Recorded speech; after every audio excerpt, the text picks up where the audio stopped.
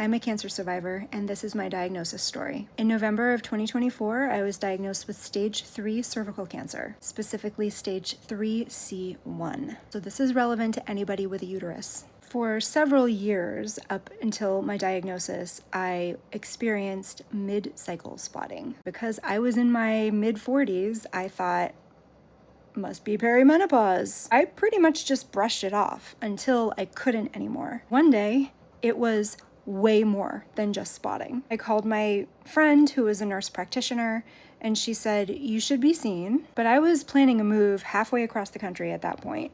So I decided instead that I would make an appointment in my new hometown. I scheduled the appointment for the week after I arrived. Yeah, they found some abnormal cells. I was referred out to a different GYN. She scheduled a colposcopy. In addition to that, dilate my cervix and take samples of the endometrium.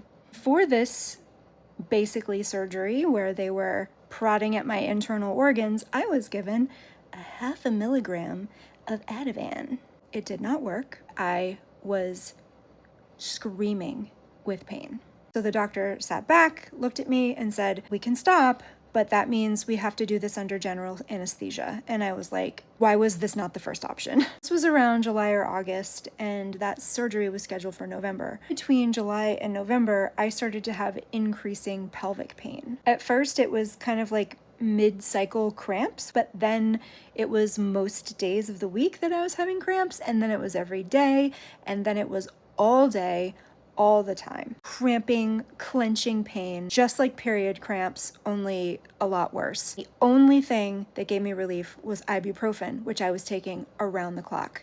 Not good for the liver. But I finally had the surgery, and when I did, I found out why I couldn't get pregnant. My uterus was studded with fibroids, and there was a mass next to my cervix, and it came back as cancerous.